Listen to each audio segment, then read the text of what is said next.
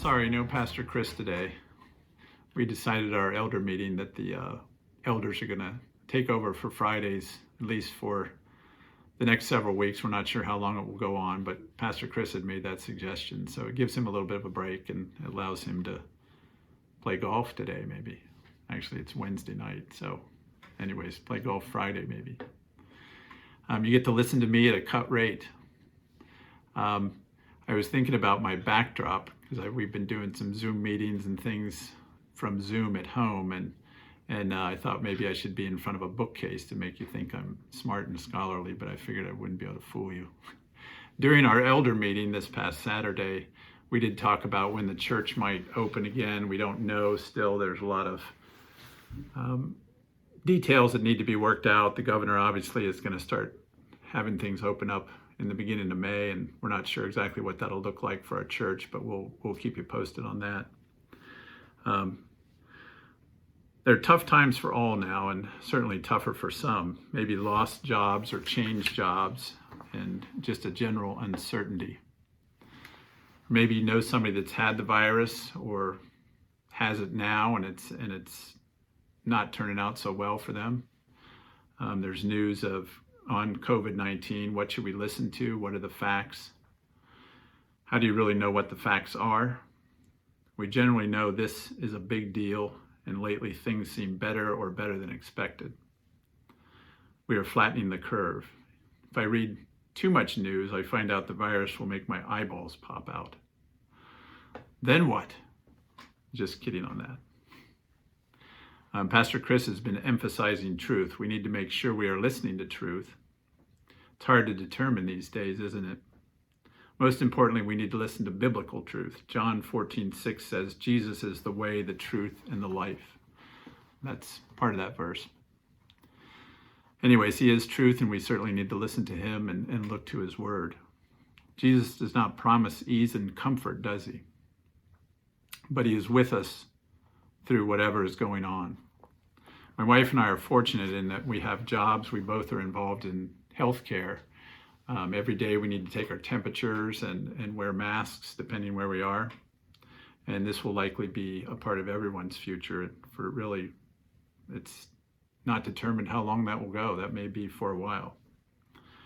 And really, this may be one of the most difficult times of my life. There's the potential for anxiety, fear, panic, and that may be for many of you. It's a great opportunity for me, for us to grow in our faith. We really don't know what the world's going to look like down the road. We don't know what it's going to be, what our individual worlds are going to look like. This affects us all. Plans are really changed for everyone and maybe for the long term. We will need to live a lot differently. It affects our jobs. It affects kids in school, our own health. When will treatments and vaccines come? So much unknown, and isn't the unknown difficult? It certainly is. But the Lord knows, doesn't he? Do I or we believe he is in control? He's got this, right? How does God want us to respond? I'm going to read a part of a familiar verse. This is 2 Chronicles 20:12. And this is the second part of that verse. Jehoshaphat is the king of Judah, and he was about to go into battle. We do not know what to do, but our eyes are on you. That's such a good thing now. It's a good thing always, but certainly during this time that these issues and things lately affect really all of us. Proverbs 3:5 and 6. Trust in the Lord with all your heart and lean not on your own understanding. In all your ways submit to him, and he will make your paths straight. This past Saturday, we were up at my wife Kay's father's place and working on around his house. And my niece's boyfriend was up there, and he asked me a question I thought was interesting. He said, "How do we get the good news of the gospel out now?" And just kind of thought-provoking. But it's a good and important question. Is it more difficult? I don't know, but it seems like it could be. I think about how to let people know about Jesus, and I think about it more than I used to now. The Lord knows or knew that we'd be right where we are now. And I always need to tell others about the Lord and what he's done for me. How do we show his love and his saving power now? That's a good question. How do you do it?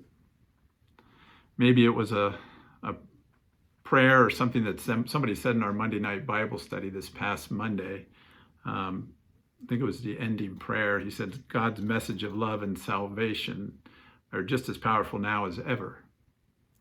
That encouraged me. It's a really good thought. How have you had a chance to share the Lord's love during this time?